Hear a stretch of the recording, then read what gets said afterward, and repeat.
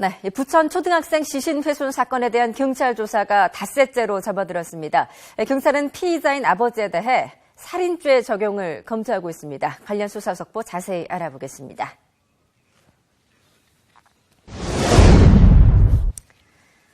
네, 초등학생 아들의 시신을 훼손하고 냉동고에 보관을 해왔던 비정한 아버지를 상대로 한 수사 닷새째. 오늘도 범죄심리 분석관이 투입돼 사망 경위 등 여전히 풀리지 않는 의문점 등을 집중 추궁하고 있습니다. 경찰은 아이가 숨지기 전 상습 폭행이 있었는지 등을 확인하기 위해 어린이의 과거 병원 진료 기록도 확보했습니다. 피의자인 아버지는 1차 정신감정 결과 사이코패스는 아닌 것으로 확인되는데요. 경찰은 일단 사이코패스 성향보다는 극단적인 이기적인 성향과 미숙한 자녀 양육 형태, 경제적 상황이 복합적으로 작용한 것으로 보고 있습니다.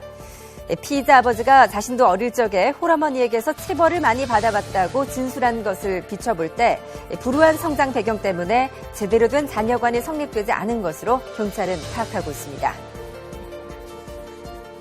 과거에 나도 실제 어머니에게 체벌을 당했고 그것 때문에 병원에 간 적이 있었다. 이런 얘기가 있었는데 어떻게 보면 우리가 그 아이와 관련돼서 이 진술을 좀 무조건 신뢰할 수가 없는 것이 중요한 거는 이 아버지만 있었던 것이 아니라 어머니도 같이 있었잖아요. 그러면 적어도 이 아이가 사망에 이를 정도의 체벌 혹은 사망에 이를 정도의 학대가 있을 때 그 중요한 원인이 아버지로부터만 온 것이 아니라 양쪽에서 중재할 수 있을 만한 또 하나의 에너지인 어머니가 있었기 때문에 그 체벌에 대한 모든 책임을 다 내 과거로 돌리기가 어려운 거고요. 네, 이 아버지는 변호인 면담 과정에서 자신은 사형을 받더라도 충분하다라고 얘기를 하면서 잘못을 반성하는 모습도 보인 것으로 알려졌습니다. 하지만 경찰 조사와 마찬가지로 자신의 살인 혐의에 대해서는 강하게 부인을 하고 있는데요.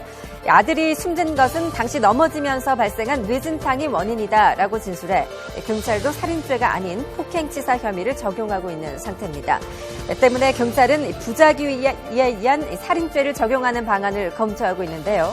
쓰러진 아이를 병원에 데려가지 않은 것은 아이를 살해한 것과 같다는 논리입니다.